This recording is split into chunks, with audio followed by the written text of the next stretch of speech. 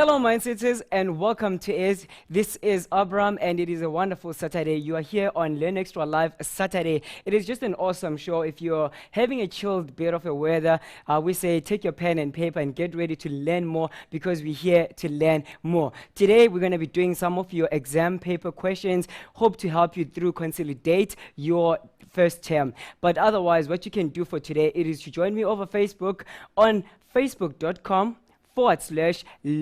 Extra.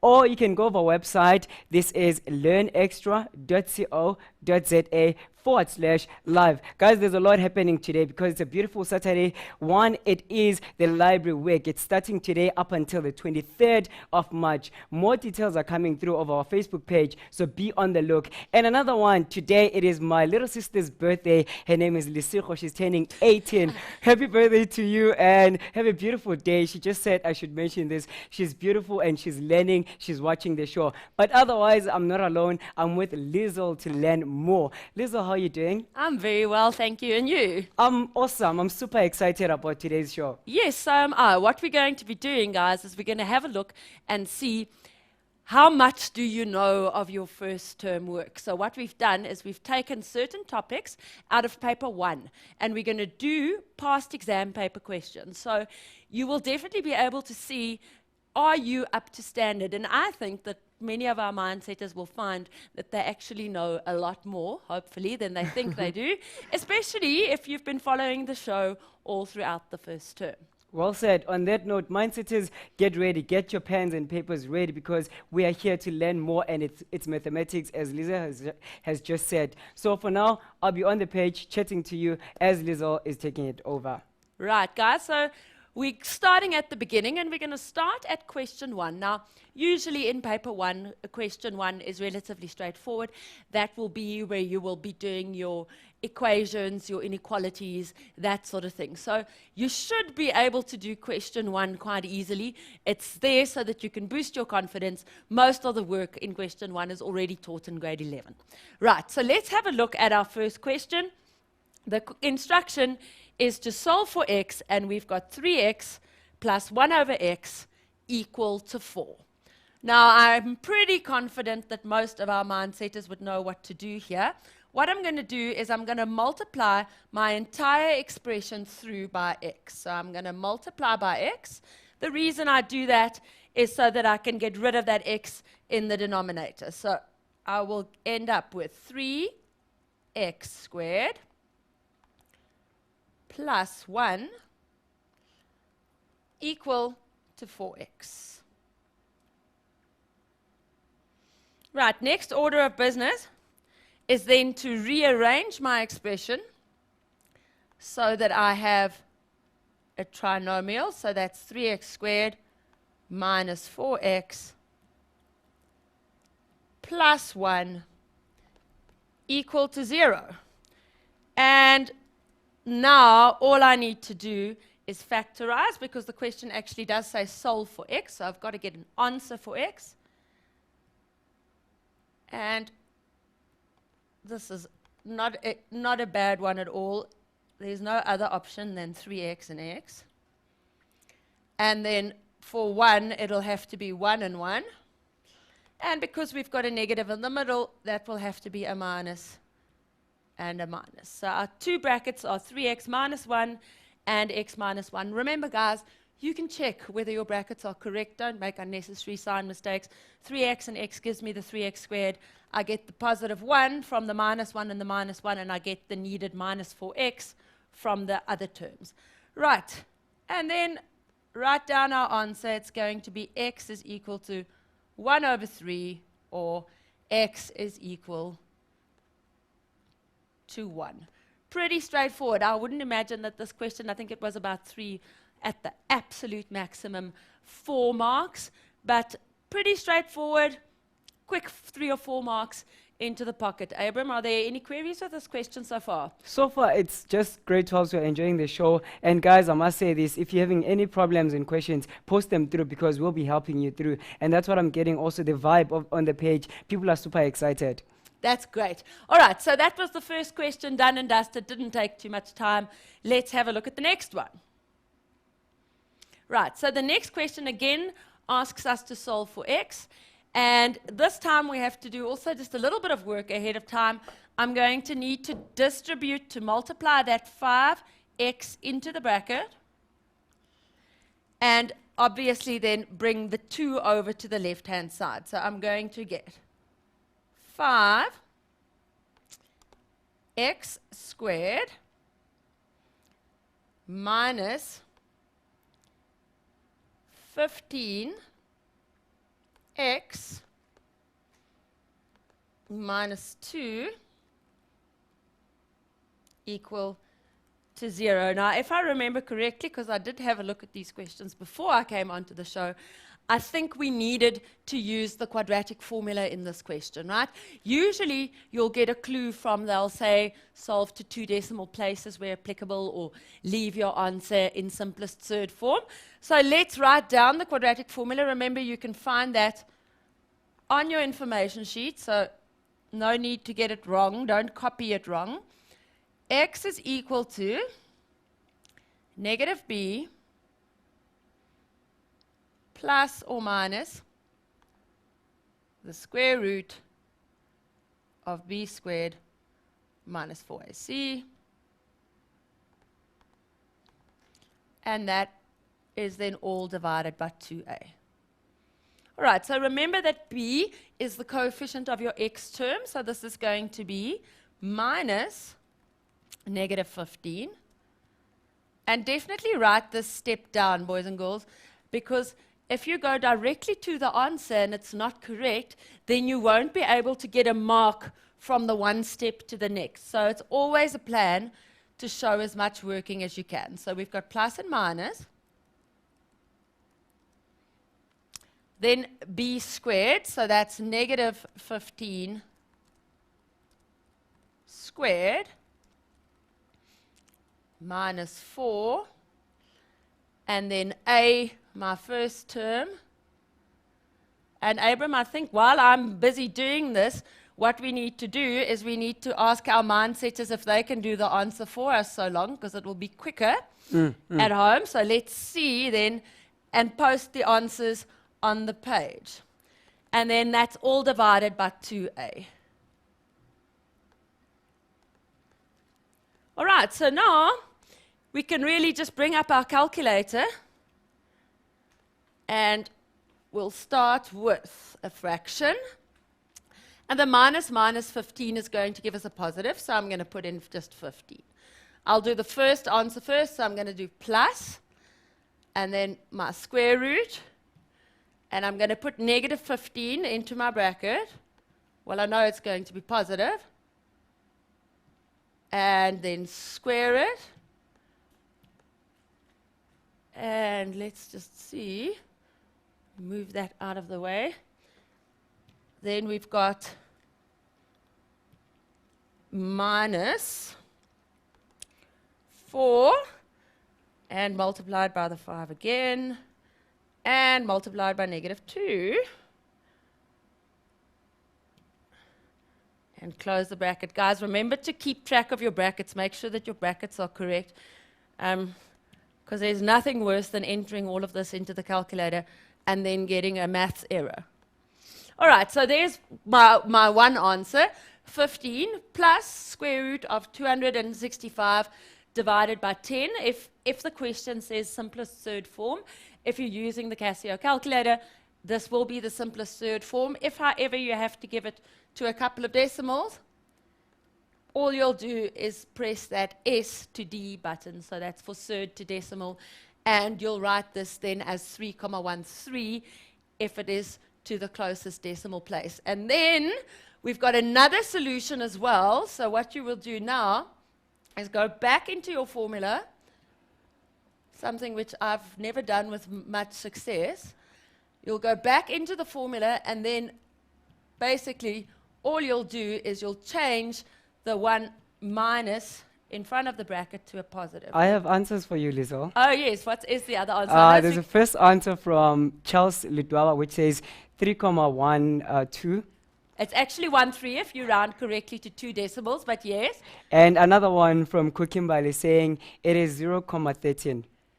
0,13. Well, right, we'll have to obviously enter, there's two answers, obviously, because it's a quadratic equation. I'm just trying my absolute best to get into my formula. There we go. Ha. So now, I'm changing the plus to a minus, and I'm pressing the equals button, and S to D. And that's absolutely right. So your answer is positive 3,13 if we're doing two decimal places, and negative 0,13. So those are our two solutions. So Well guys, done. if they don't factorize, don't worry. Somewhere in your exam, somebody's going to want to test whether you can use the quadratic formula. So well done, guys. It's nice to see that you guys are interacting, that you're doing the sums. And I know, just from watching my students on their cell phones, you guys are much quicker on the calculators than us. It's a generational thing. Right, there's another sum. So hopefully our mindsetters will help us through this one as well. All right. Before we get to that one, can we Yes. just take a quick commercial break because I want them to relax a bit and get ready again.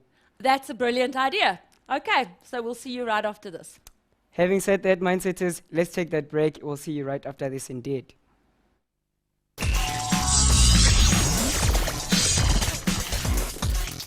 Welcome back, mindsetters. Hope you are having a great time on this show because we're having fun, me and Lizelle, learning a lot. What you can do is keep on chatting with me over the page, which is facebook.com/learn extra, or download your notes. We have a fast link also on our Facebook page. You can get those notes on learnextra.co.za/live. Guys, keep those questions coming in. Also, I have posted on the page some important books that I think I should ask you. Have you read some of them? And if you have, share some of your reviews and some passages that you liked or quotes on those books, because we are celebrating our library week, which starts today up until the 23rd of March. But from now on, we're moving right along with other questions. Lizelle, take it away. Hi. Right, so the third question is a question with an inequality sign. Apparently, Abram had some questions on the page. How do I find critical values and so on? Now, just to clarify, if there's an equal sign, we're just solving, so we're getting a specific answer, a point. If there's an inequality sign, that's when we have the critical values and we test and so forth. So hopefully, going through this question, we'll answer those questions fine. So the question says, solve for x, and we have x squared minus 2x greater than 3. Now, the first step will always be to get a 0 on the right-hand side. In other words, I've got to move all of my terms over to the left. So let's do that. So I've got x squared, which is already on the left-hand side, so that's great, minus 2x minus 3 greater than 0. Right, so I've got a quadratic on the left-hand side. What I now need to do to obtain my critical values is I need to factorize. So let's have a look.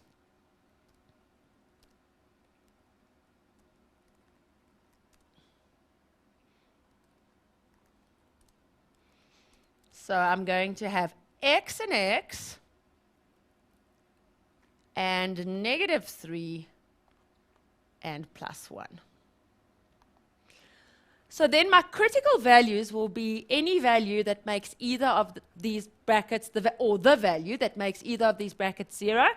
And therefore my critical values are going to be, if you want to write them down, that's not a problem. My critical values are 3 and negative 1. So if I put x minus 3 equal to 0, my answer will be x is 3. If I put x plus 1 equal to 0, my answer will be minus 1. So those two are my critical values. And then there's a couple of ways in which you can set out your question from here on. I like to do a number line. So there's my number line. Now, because this question says greater than 0, but not greater than and equal to 0, I must remember that where my critical values are, I am making an open dot. That means that the actual values of 3 and minus 1 are not included. So that is very, very important. If you have greater than and equal to or less than and equal to, your dot will be colored in because the value is included. That is, of course, unless it's in the denominator, then we can't include it because we can't divide by 0. So open dots, that's very important. A mark is allocated to that. Now, what we're going to do is we're going to test. So I'm going to say, let me start by testing a value in the region between -1 and 3. Now, the simplest one that springs to mind for me is 0. Surely 0 lies between -1 and 3. So that's good. So I'm now going to put 0 in the place of x. And I'm going to say 0 minus 3 gives me a negative. 0 plus 1 gives me a positive. A minus and a plus multiplied together gives me a minus. So therefore, this region between the -1 and the 3 will be negative, and this will be positive. You can test a value to check it. Now, if I have a look at the question asks me, where is this expression greater than 0? Okay, because you're standing over here, you see it as greater than 0. So I now need to list all of the regions that have a plus sign. Now that will be this region, anything bigger than 3, and anything less than -1. Now before I write down my final answer, I just want to hear, Abram, I know students often have difficulty with these questions. Is there anything at the moment? So far, no, and I would really urge our mindsetters to give us their answers before, and we can just challenge one another and get to see where we are. All right, well, that's great. I mean, this is not a particularly difficult question. So, right, now I need to write my answer down. It's not just good enough to highlight the areas that are fine. So there's a couple of ways in which you can do it. My students prefer this I have method. an answer, Lizo. What is your answer? I have Kulegani saying my answer is x less than -1 or x greater than 3. Absolutely And correct. also Kateo gave us that same answer. Okay, so now they preferred to use this notation, so that x less than -1, that's absolutely fine, and then x greater than 3, that's perfect, full marks, okay? I know that my students, maybe that's just because I teach it like that, prefer using this notation with the brackets, saying x is an element of round bracket, negative infinity, because we can't include infinity, round bracket -1, because -1 cannot be included. Obviously, if this was less than and equal to -1, then we would have used the square bracket, so that's important. Union, and then again from 3 to infinity, both with round brackets.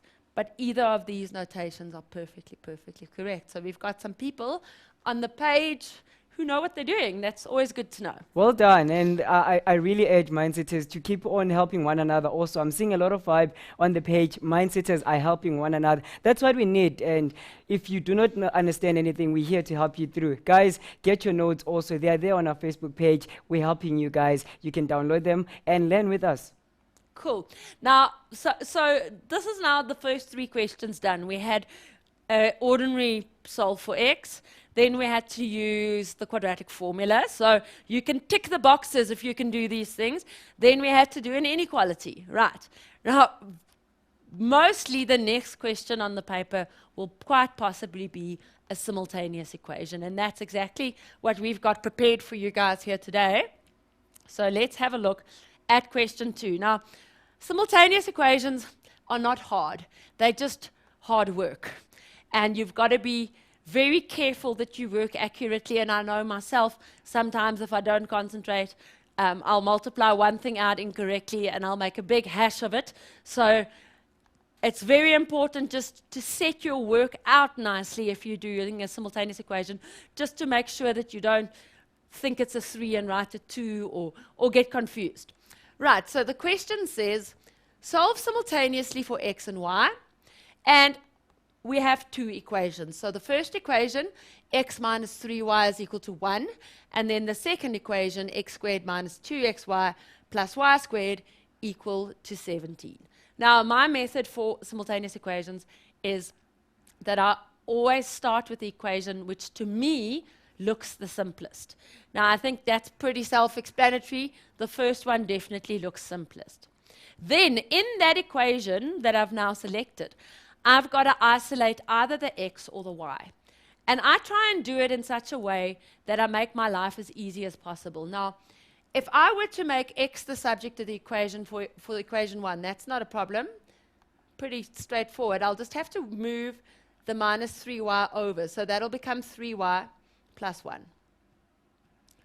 Okay, that's great. If I had chosen to rather make y the subject of the equation, because y has got a coefficient of 3, I will then end up with a fraction. Now, guys, I've been around long enough to know that you all hate fractions. So please, if you can avoid it, don't make y the subject of the equation, because you'll make your question too complicated. It will still work. Well said on that one. And Mindsetters, I love what I'm seeing also. There are new guys joining us on the page. Thank you for joining us today. There's Brilliant who is just saying, wow, I love this show. It is so cool. Guys, thank you very much as we get all your answers now in this question. Well, I've been called many things, Abram, but cool is not necessarily one of them. So Well, thanks for that. You've made my day. And I like what you just said, Lizelle, and someone just said, I like it too, saying that working with quadratic equations and also working with maths, it is not tough, it is just easy. It needs more practice and more practice. Absolutely, well said. So what I'm going to do now is I'm going to take this equation, I'm going to name it equation 1. Then I take this more complicated equation and I say, okay, well, this is equation 2. Then I'm going to give the teacher marking my paper a clue as to what I'm doing. I'm going to say sub, meaning substitute, 1 into 2. So what that means, boys and girls, is in equation 2, everywhere where I see an x, I'm going to be replacing that x with a y plus 1. Pretty straightforward. So let's see. I'm going to make this a different color. So that's 3y plus 1. Okay. So look quickly. I'm just going to substitute it in. Instead of x squared, I'm now going to have 3y plus 1 squared. Right? So the x squared has been replaced with 3y plus 1. And then I do minus 2. And again, the x needs to now be replaced with 3y plus 1.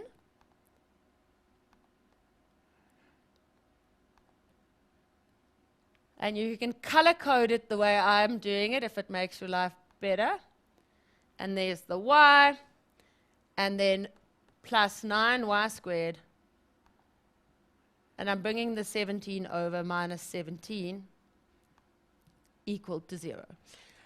Now, as far as I'm concerned, the thinking part of the question is now over. You've devised the strategy. You've decided how you're going to do it. The rest of the question now just depends on whether you can multiply out properly and whether you can concentrate. So, what I now need to do is I need to multiply out these brackets. I need to collect my like terms. And then I need to solve for y. Okay, I'm going to get 2 answers for y. I then need to take those 2 answers for y, substitute them back into this equation to get the corresponding x answers. Now, I think it's probably not a bad time to take a short little break to give our mind setters a bit of a head start so that they can come up with these solutions, post them on the page, and we can see whether you know what you're doing. So guys, a short break, over to you, Abram. Absolutely cool. And you know what, just before we go to that ad break, let me just remind you guys about Library Week. And I've got a personal quote that I've quoted from Oswald about mathematics. It says, mathematics is one of the essential emanations of the human spirit, a thing to be valued in it and for itself, just like the art of poetry. So you can also post your own quotes just like I did. See you right after the break.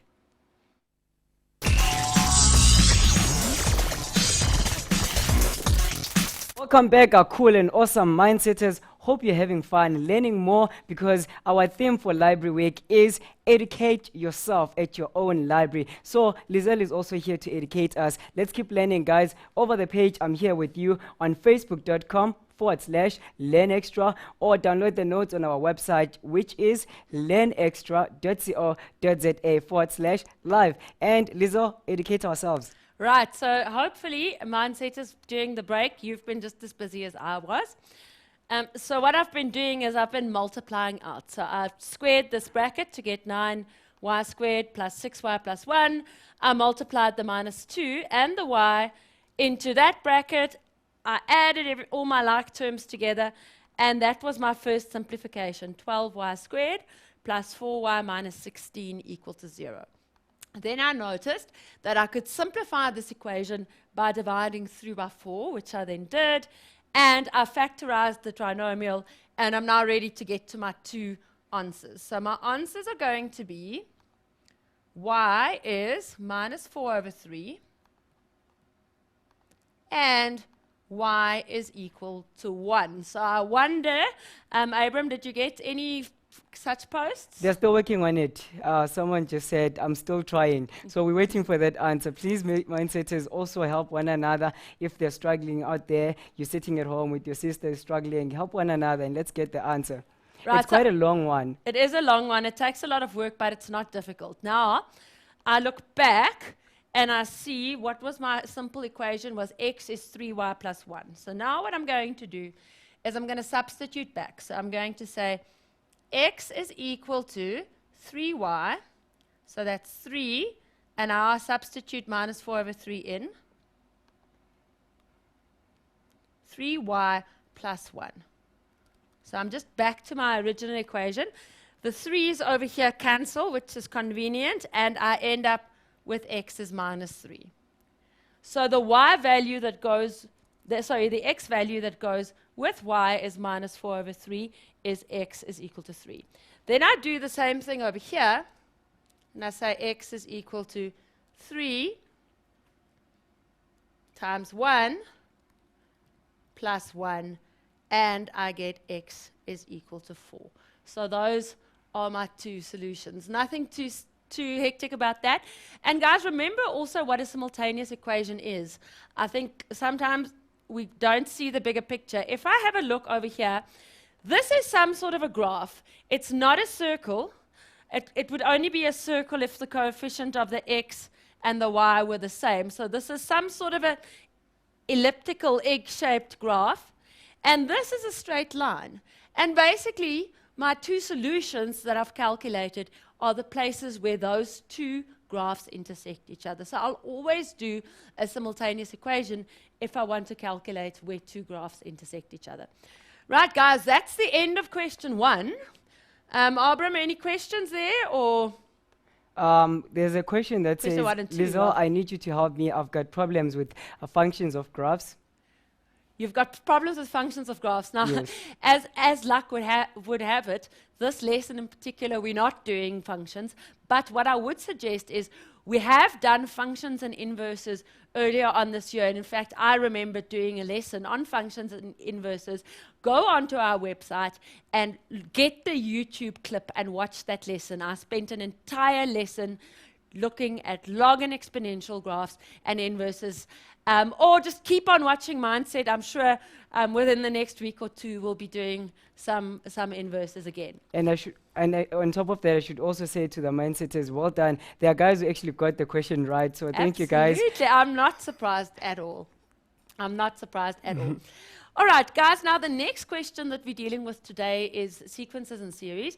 And we've got quite an interesting question here. It doesn't fall into any specific category, but it is a really, really nice question. The question has got a number pattern that goes 1 over 1 times 2, and then 1 over 2 times 3, and then 1 over 3 times 4, 1 over 4 times 5. So I can imagine that the next would be 1 over 5 times 6, and so forth. So basically what's happening here is our denominator is getting bigger and bigger and bigger, So the fraction is getting smaller and smaller and smaller. Right. So the question says to us, firstly, what is the sum of the first 4 terms? Now, I'm going to have a look at what is just the sum of the first 2 terms, the first 3 terms, and the first 4 terms, because I think that that will give me some sort of a pattern. Right. So let's have a look quickly.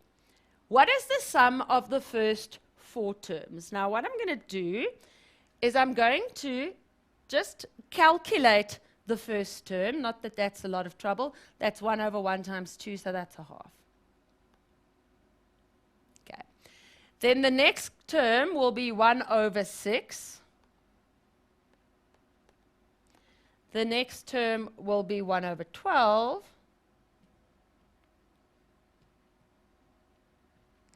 And the next term will be 1 over 20. So, boys and girls, this is one of those questions that doesn't fall into a particular category, but you should have the problem-solving skills to answer it. Now, have a look at the following sequence that happens. If I take the sum of the first term, and that's not really a sum, but if I just look at the value of the first term, that's 1 over 2. Now I'm going to have a look at what happens if I add the first and the second term together. And you don't even have to get a common denominator. You can just use your calculator. Say 1 over 2 plus 1 over 6. And I get 2/3. So I'm going to write that down. Now, if I do the sum of the first 3 terms, then I'm saying 2/3 plus 1 over 12. So let's get my calculator back. Plus 1 over 12. And I get 3/4. Now, you guys should start seeing a pattern here. Let's write that down, 3/4. Guess what, Lizelle? Yes. There's Kato on the page who has already answered the question. Let's find out if he's right. He says it's 0.8. For the sum of the first 4 terms? Yes. All right, so let's see. So we're going to plus 1 over 20.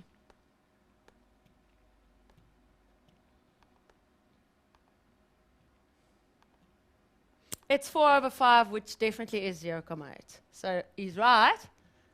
Absolutely right. Now, the question actually only asked me for this part, 4 over 5, for the sum to the first 4 terms. But the reason I did the first, the second, the third, and the 4th term is because I wanted you guys to see a bit of a pattern for later on. So to answer the first question, all you really had to do is punch the first 4 terms into the calculator. The answer is 4 over 5 or 0.8.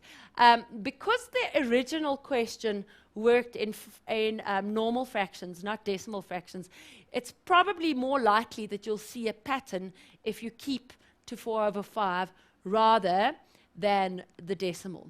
Okay, so the answer for the first question is 0.8 or 4.5. But now, the next question says, write an expression for the sum of the first n terms. So what they want is a general formula for, let's say, for instance, I want to calculate what is the first 20 terms added together.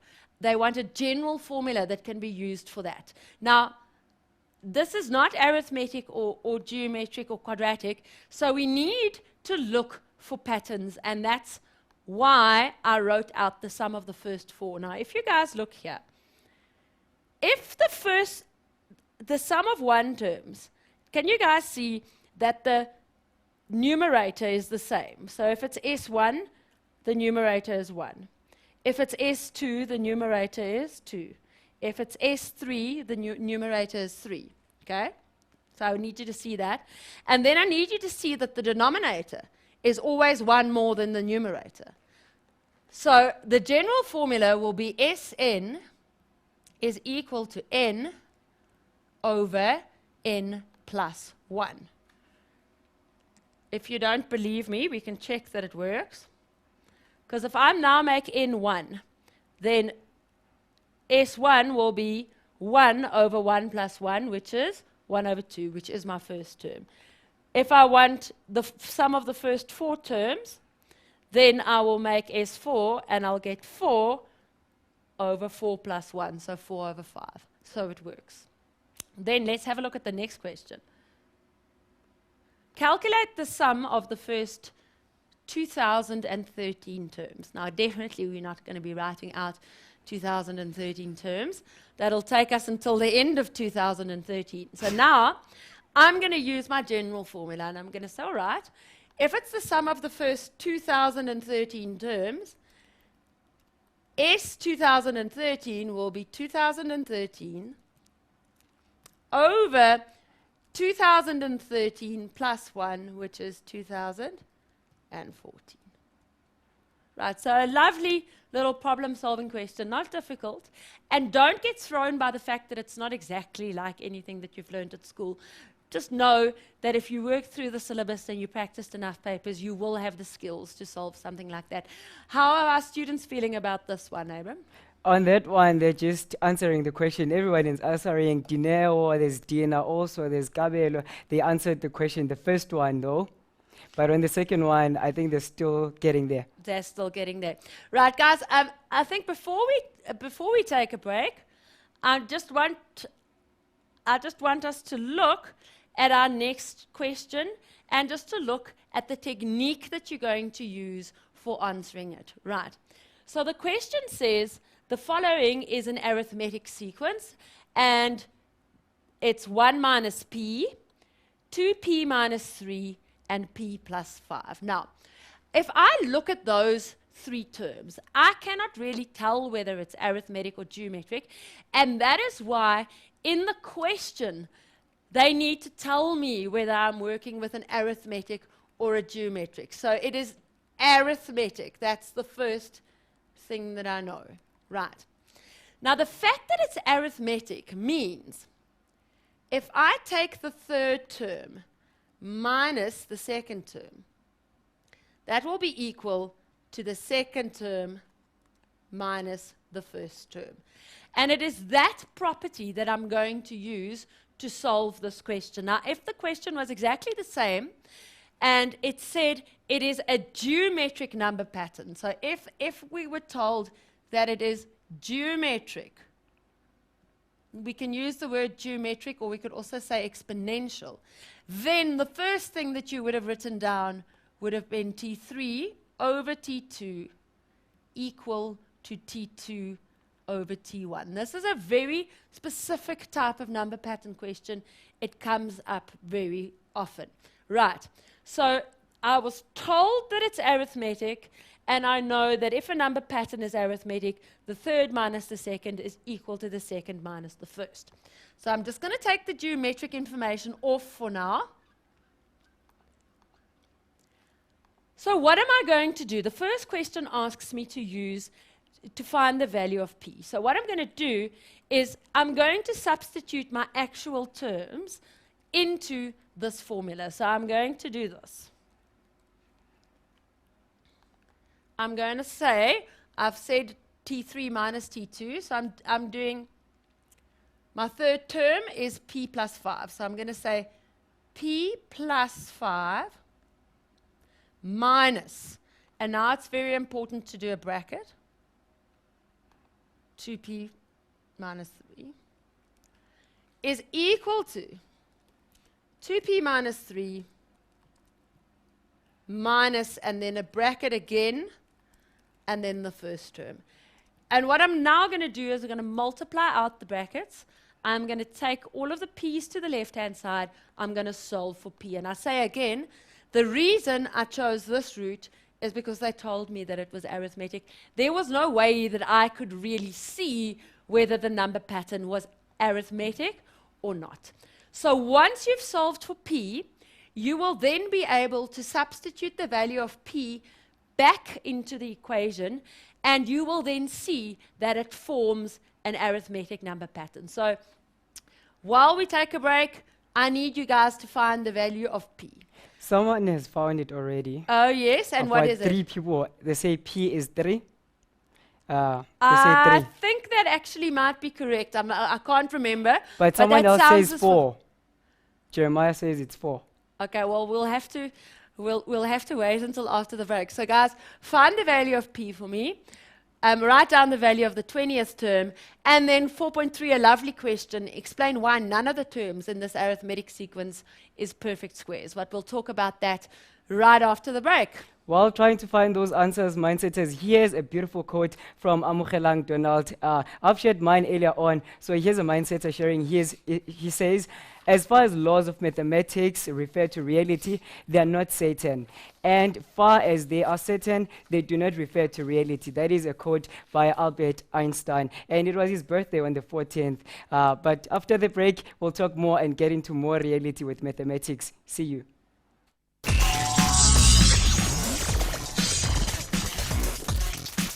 Welcome back, Mindsetters. If you're joining us now, you've really missed a lot, but you can still catch up. I'm still chatting also on the page. Catch up with me and find out what has been happening, what has been Lizelle up to. But the page is facebook.com/learn extra, or download our notes for this session, get all those questions and work them on your own, and we'll be here also to help you through. You can get them on learnextra.co.za/live. And also I'm loving what I'm seeing on the page. There's Tabo Given saying, I'm really enjoying this show, and Bridget Lala saying, you know what, it's just super fine. The weather is cold outside, but right in the house, I'm enjoying what I'm seeing on Mindset. Otherwise, guys, keep your questions coming through. There's another question, Lizelle, for you. Yes. It is from Murungwa Khatle. It says, what is the meaning of arithmetic sequence? All right, so let's answer that quite quickly before we go back to our question, because I think that's really important. So what is the meaning of arithmetic sequence? Now, what I need to do, let me just get an empty page here. We get linear, also known as arithmetic. Then we get exponential, also known as geometric number patterns. There's also quadratic. That was done in grade 11. We're going to do a question like that now. Okay. Now, it's very important that the first thing that you do is you decide, is my number pattern arithmetic or geometric or quadratic, because that will determine which formula you use. Now, linear or arithmetic will be something like this: 2, and then 5, and then 8, and then 11, where from one term to the next, what I'm doing is I'm adding something. So I'm saying plus 3, plus 3, plus 3. So if I'm adding or subtracting something constant from one term to the next, it is arithmetic. And you will see that it is true that the third term minus the second is equal to the second term minus the first. So if they tell me that my number pattern is arithmetic, I can assume this. Then there's also the term and the sum formula for an arithmetic number pattern. These formulae, you will obviously, once you've decided that you're dealing with an arithmetic number pattern, you will make sure that you pick the correct formulae, because the information sheet does not tell you which is which. So that's the sum formula. Write that down to a plus n minus 1 d. Right, so that's arithmetic. Then geometric is if we multiply with something constant from one term to the next. So for instance, 2, and then 4, and then 8, and then 16. What I can see is from one term to the next, I am multiplying, and this is called our constant ratio. So I'm multiplying from one term to the next. It can also be something like this: 100, then 50, then 25. And here what I do is I multiply by a half. I know we're actually dividing by 2, but the formulas ask for a multiplication ratio, so it has to be multiplied by a half. So if I'm dealing with an arithmetic number pattern, this is true. The third term divided by the second is equal to the second divided by the first. And then there's the term formula for an geometric number pattern, which is Tn is AR to the power n minus 1, and then Sn is A r to the n minus 1 over r minus 1. So it is really very important that the first thing that you determine is what sort of number pattern you're working with, because if you don't know that, then you're not going to be able to do anything else. Right, so let's just get back to our question. Our question was over here, and we said the following is an arithmetic number sequence, 1 minus p, 2p minus 3, and p plus 5. And because they said arithmetic, I could say term 3 minus term 2 is equal to term 2 minus term 1. And I then use that to substitute in. Sorry, I made my question disappear. There we go. Right. So what I then said is use the term 3 minus term 2 equal to term 2 minus term 1. I did that, and this was my first substitution. And I told you guys, while we're having the break, you must try and get to the answer now. Abram, the answer is P is 3, and there were a couple of people that got that right. Yes. Good. Excellent.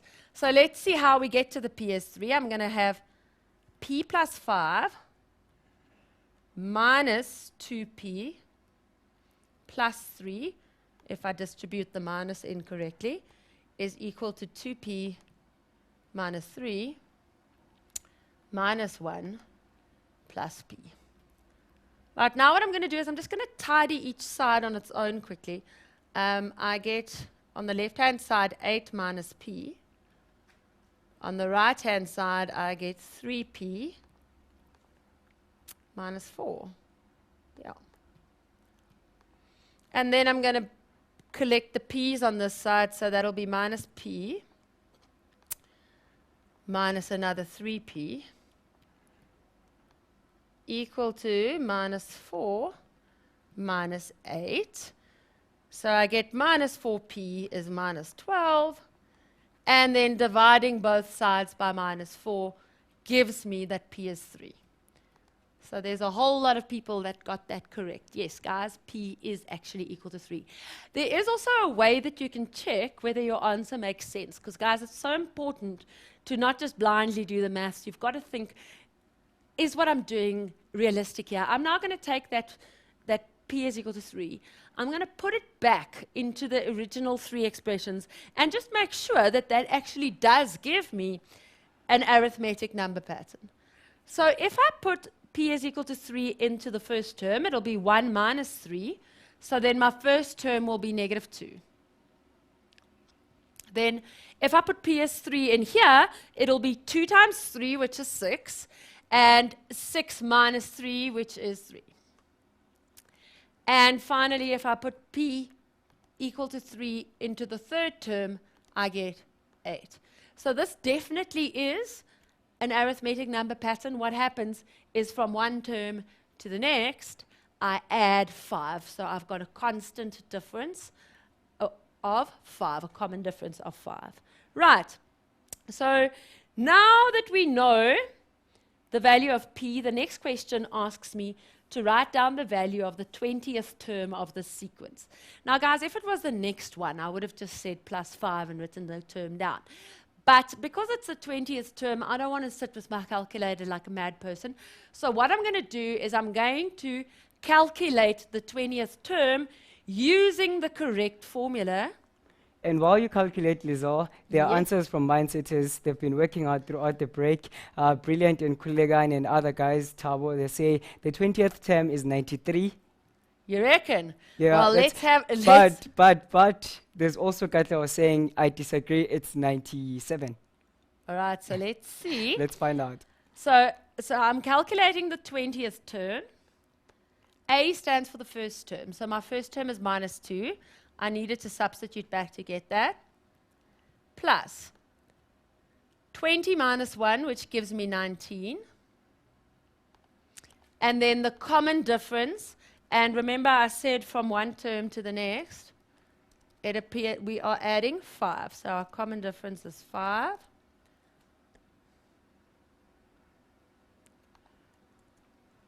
And not that I really need a calculator, but I know you guys will use your calculator, so let's do it. we're going to say negative 2 plus, and then 19 times 5. And the answer is 93. So who was right? Tabo, Bridget, and other guys. Lots of other Brilliant. guys. Yeah, brilliant Silelo also. Okay, guys, so the answer is 93, the value of the 20th term.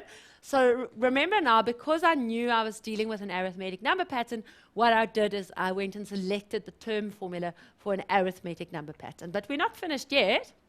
There's still a very interesting question at the end. It says, and this got me thinking in the car on the way here, explain why none of the terms in this arithmetic sequence are perfect squares. Now, guys, what is a perfect square? It's numbers like 1, because 1 times 1 is 1. Numbers like 4, because 2 times 2 is 4. Numbers like numbers like 9, because 3 times 3 is 9. Now, the question says, why are none of these perfect squares? Now, let's have a look at the terms. My first term is minus 2. My second term is 3. My next term is 8. If I carry this on a little bit longer, that's going to be 13, and then I'm going to have 18, and then the next term will be 23, and so on. So what I notice is, apart from the first term, which is negative 2, every other term ends either on a 3 or on an 8. And there aren't any perfect squares that end on 3 or 8. It's interesting, you guys can do the little exercise. You can do the first 20 square numbers if you want. So you can use your calculator. 1 squared, that's 1. 2 squared, that's 4. 3 squared, that's 9. 4 squared, that's 16. And what I noticed is that there aren't any perfect squares that end on a 3. There aren't any perfect squares that end on an 8.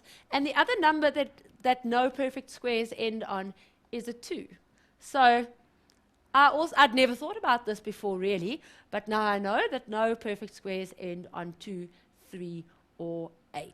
Right, now we've got another sequences and series question. So we're really making sure that you guys that we check that you guys know exactly what's going on. Now, if we look at the next number pattern, it goes 6, 6, 2, minus 6, and minus 18. Now, at a first glance, I can see that this number pattern is neither arithmetic nor geometric, right? So just earlier on, remember somebody asked, and we said that if it's arithmetic, this is true. That is how we decide. And if you do this test on it, you'll see that that doesn't work. If it's geometric, term 3 divided by term 2 is equal to term 2 divided by term 1. That doesn't work either. So the next option that I have is to investigate whether it isn't perhaps quadratic.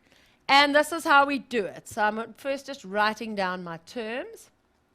6 and 6, and 2, and minus 6, and minus 18. So if my number pattern is in fact quadratic, I know that a number pattern is quadratic if the second difference is constant. So I'm just quickly going to show you guys before the break that my second difference is constant. From 6 to 6, I add 0. From 6 to negative 2, I subtract 4. From 2 to negative 6, I subtract 8. From negative 6 to negative 18, I subtract 12. So I can already see a pattern emerging here. What is the difference between 0 and negative 4? That's minus 4, minus 4, and minus 4. So guys, if somebody asks you to prove that a number pattern is quadratic, you'll do this, and then you'll write out the second difference is constant, therefore the number pattern is quadratic. So let's just quickly take a look at the questions. It says, determine an expression for the nth term of the sequence. So we're going to go through quite carefully after the break, if you've forgotten, because it is last year's work, the method that we use. There are a couple of different methods, but I found one method to work particularly well. So we're going to have a look at that. And then the next question asks us to show that minus 6,838 is in fact in the sequence. So guys, that's what's in store for us after this break. Abram? I hope you're ready, Mindsetters, and I know that you are ready. But otherwise, on a motivational note, because we're still celebrating our library week, which starts today up until the 23rd of March, there's a beautiful and awesome quote from one of our Mindsetters, Bulelan Nonyigela, which says that books will never go out of fashion. I like that, and it's so true. Guys, let's keep learning more. See you right after the break.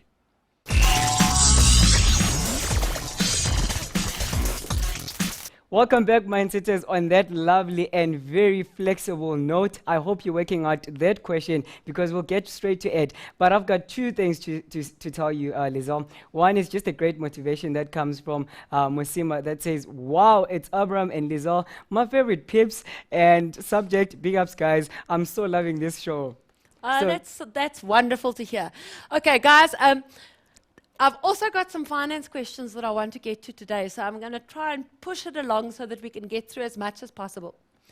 So I'm getting straight into determining an expression for the nth term of the sequence. Now, the most important thing to start with is to write down the first difference and the second difference like I've done here. Then what you're going to do is you're going to take your highlighter. It won't be as funky as mine. You're going to take your highlighter and you're going to highlight that first diagonal part of your number pattern. And then you're going to remember the following. Now, this is not on your information sheet, so you do have to remember it. Always, doesn't matter what your number pattern is, as long as it's quadratic, right? You're going to say 2a is equal to the second difference. So the second difference will be different in different number patterns, but always 2a equals that. Then you're going to say 3a plus b is equal to the next number, the first of your first difference, and a plus b plus c is equal to the first term. So guys, learn this. My students seldom get any of these wrong as long as they just know this. Now, I'm working towards getting the general term for the quadratic, which is an squared plus bn plus c. So I need to calculate the values of a, b, and c. So this is pretty straightforward. You work from the bottom up. So if 2a is equal to minus 4, solving for a gives me a is minus 2. So you already know that your coefficient of n squared, a, is negative 2. Then you go to the next one and you say, okay, 3 times a, which I've already calculated, plus b must equal 0. So 3 times negative 2 plus b is equal to 0. Then you solve for b. And b, if I take the minus 6 to the other side, b is equal to 6. So now you've got a and you've got b. Now you work upwards again. You say, all right, a plus b plus c is equal to your first term. So a is minus 2. B is 6. Plus c is equal to 6. Right? So now you get c is minus 4. Right. So c is equal to minus 4. And now you have the values of a, b, and c. So guys, very important, highlight this first diagonal, and it doesn't matter what these numbers are, as long as it's quadratic, it'll work. And remember, 2a is equal to the second difference, 3a plus b is the first of the first difference, and a plus b plus c is the first term. Now I'm going to fill this in, and I'm going to say Tn is equal to minus 2 n squared. The value for b is 6, so plus 6n, and the value for c is negative 4. So there's your general term, minus 2n squared plus 6n minus 4. Now, guys, you can always check whether your general term is correct. So I'm going to substitute 1 in here, and I'm going to say if I go 1, Then I get minus 2 times 1 squared, that's minus 2, right? Plus 6 times 1, so that's 4. And then minus 4, it gives me 0. And no, hang on a second, did I get this wrong? Ooh. Let me do this properly. So term number 1 is equal to minus 2 times 1 squared plus 6 times 1 minus 4. And guys, according to my formula, and I must have made a mistake here, have you got anybody on the mindset page commenting? I had answers, actually. My formula is not working, so tell me quickly about the answers that you've got. The answers that I've got, they say Tn is equal to... I see my mistake. I made my mistake with the value for C. I'm absolutely right. Yes, A is minus 2, B is 6, but C is meant to be 2. So let's have a look. Guys, just as well that I did check, and that is why I always do check, is you don't want to be making an unnecessary mistake here. All right, so A plus B plus C is equal to 6. Okay. Let's just redo that quickly. A plus B plus C is equal to 6. So the value for A is minus 2. The value for B is 6. Aha. I said it's equal to 0. I don't know what I was doing here. So I get 4 plus C is equal to 6. So in fact, guys, C is equal to 2. So I made a little bit of a boo-boo there. Don't worry. Let's put it in there. C is equal to 2. At least I checked my answer. And we'll fix that quickly. C is equal to 2. Right. And now if I substitute 1 into the place of n, I will get the actual first term. Right, guys, so that's my first question, is just to get a general term. Now, for the next question, they asked me, show that minus 6,838 is in the sequence. Now, because I'm so desperate to get to the finance, I'm just going to talk you guys through it very quickly. What you're going to do is you are going to put minus 6, was it 6,000? 6838. 6838 equal to minus 2n squared plus 6n plus 2. You're then going to move everything to the left-hand side. You're going to get a quadratic equation. Then you're going to solve that quadratic equation. The numbers are going to be big, so in all likelihood, you'll use the quadratic formula.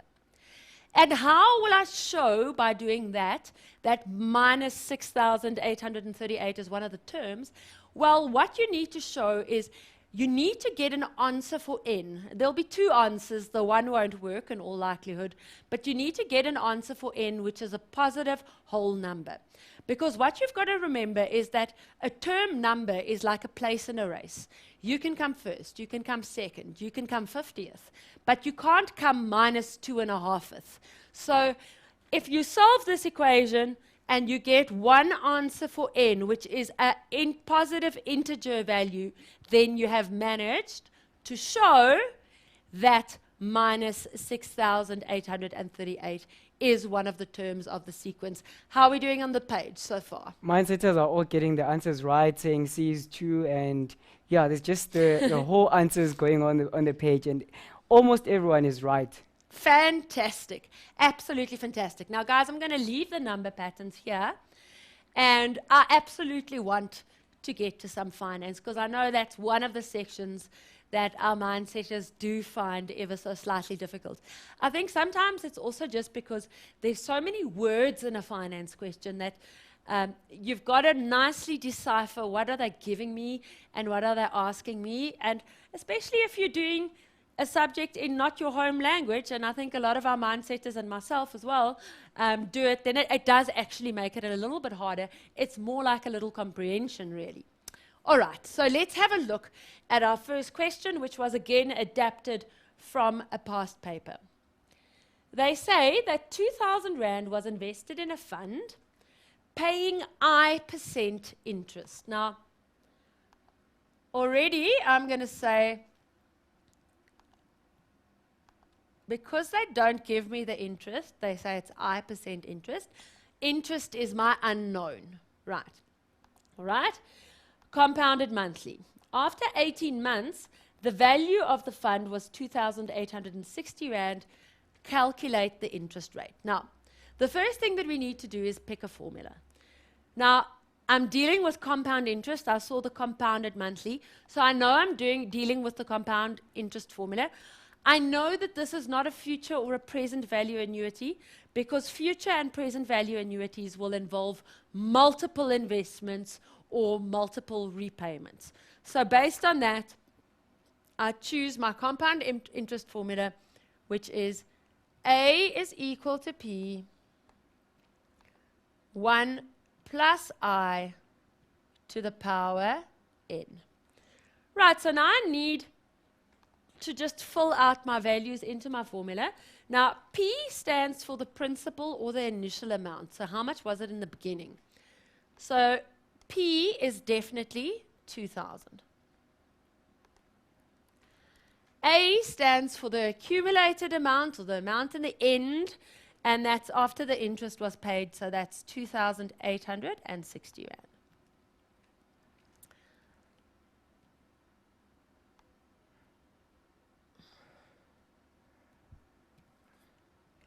Right. Now, the interest rate compounded monthly is what I am looking for. That is my unknown. So I've got to make sure that this N is in months. That is absolutely very, very important. So if the N is in months, then the interest rate that I calculate will automatically be correct. Right. I think we're going to take a break right here, give our mindsetters a chance to do their stuff, and see if they can get the answer for I for us. For sure. Mindsetters try to figure that one out because we know there's a lot of wording when it comes to finance, but you can still work it out, guys. We'll check you out right after the break. Be on the page and we'll be chatting.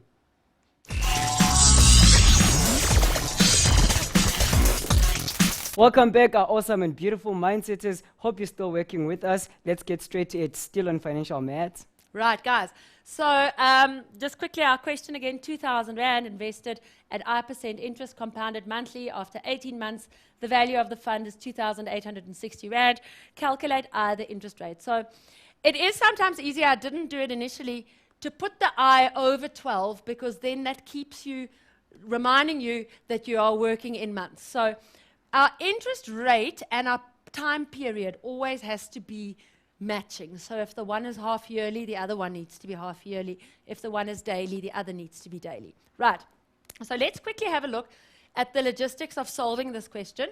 The first thing that I will do is divide through both sides by 2,000. Guys, please do not multiply the 2,000 into that bracket. That's absolute rubbish. So we don't want you doing that. So let's do quickly 2,000, what was it now? 860. 2,860 divided by 2,000. That gives me 1,43. So I'm going to do that. I'm going to say, right, 1,43 is equal to 1 plus I over 12 to the power 18. All right, now the next problem that we face is the unknown that we're trying to solve for is in that bracket, which is to the power 18. So if we want to get rid of to the power 18, what we have to do is take the 18th root both sides. So this is what I'm going to do. I'm going to bring up my calculator, and I'm going to bring up that button. I'm going to find the 18th root of 1,43. Now, guys, at this point, very important, do not round off. Keep things in your calculator, else it's going to be incorrect.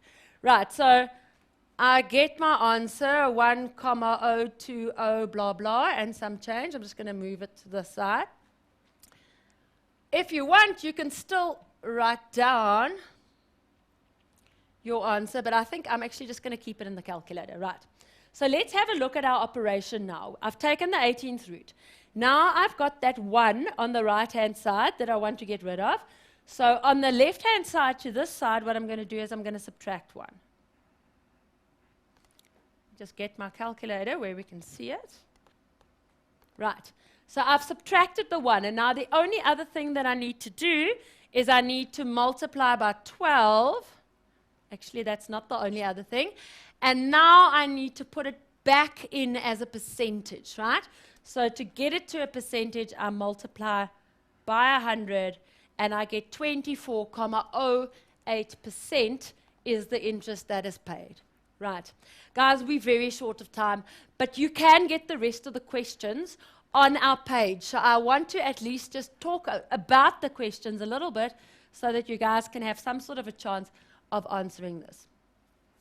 All right, now the next question is future value annuity. It's a saving. It says, on the 31st of January 2008, Farouk banked 100 Rand in an account that paid 8% interest per annum compounded monthly. He continued to do so every month. So the moment something is repeating, then you know that it's either a future or a present value annuity.